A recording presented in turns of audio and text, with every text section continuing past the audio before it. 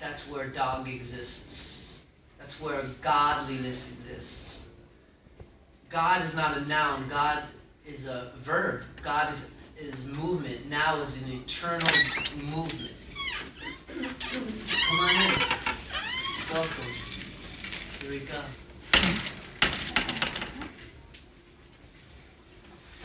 And my favorite part about being in the now, like Wingman, is that I have all of the universe at my fingertips to create what I want in my life.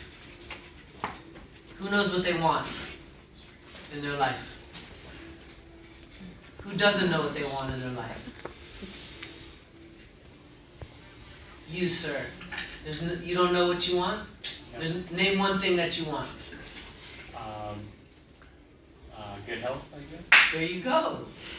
So you do know what you want. Who else said they didn't know what they want? Now you're not going to raise your hand. So everybody knows at least one thing that they want, right?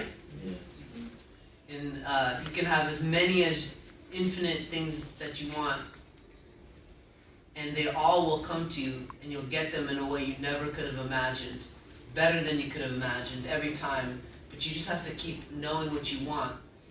We've been taught, at least society in general, we've been taught that our imagination is just for kids, and desires are to be looked at as almost like sins.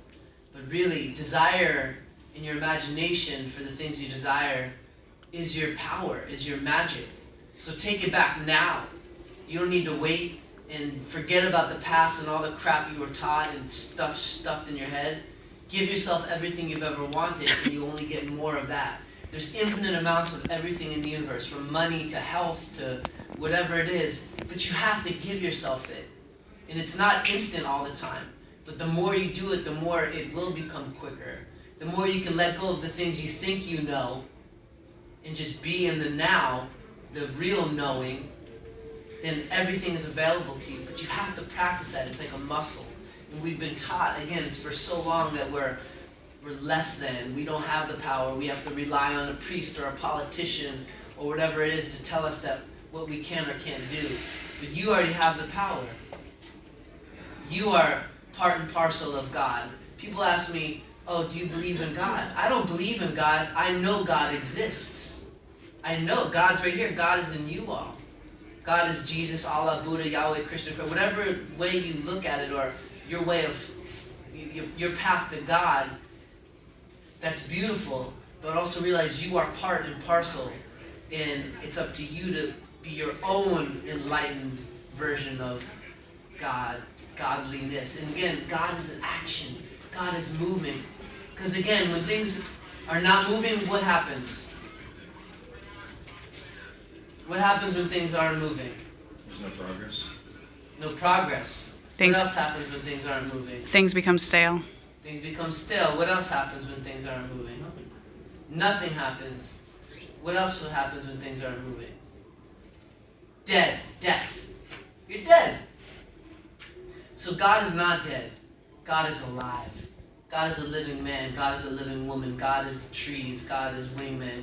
God is alive and moving. That's why thoughts have a density to them of death, because they're like finite.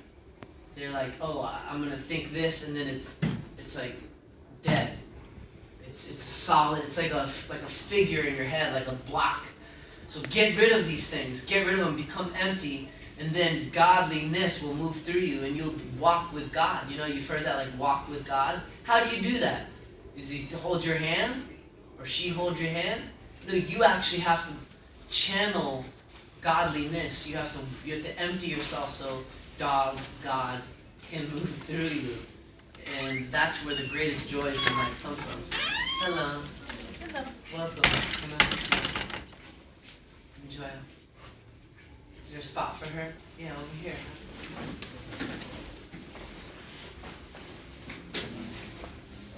So I'd love to open it up for questions about anything you all would like to ask me about anything at all.